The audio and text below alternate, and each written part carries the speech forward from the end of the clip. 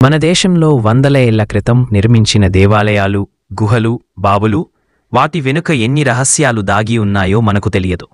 కాని గుజరాత్లో ఒక ప్రదేశముంది. అక్కడ మీరు చప్పున మాట్లాడినా ఆ మాటలు లౌడ్ స్పీకర్లో మాట్లాడినట్టు వినిపిస్తాయి. అది సుందరనారాయణ స్టెప్వెల్. బయటికి చూస్తే ఒక సాధారణ బావిలా ఉంటుంది.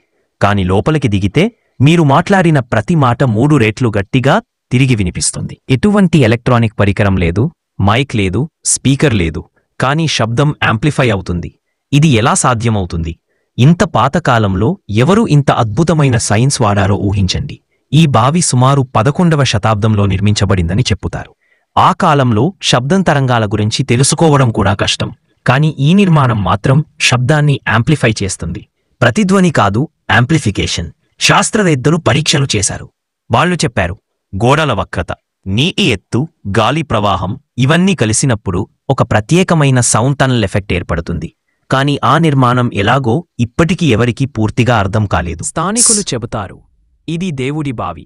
ఇక్కడ సత్యం చెప్పిన వారి మాటలు మాత్రమే మార్మోగుతాయని. అంటే మీరు నిజం మాట్లాడితే శబ్దం బలంగా వస్తుంది, అబద్ధం మాట్లాడితే వినిపించదా? కొంతమంది మాత్రం ఇంకో విషయం చెబుతారు, మీరు లోపల మాట్లాడిన మాటలు బయటికి వస్తే అర్థం మారిపోతుంది అని.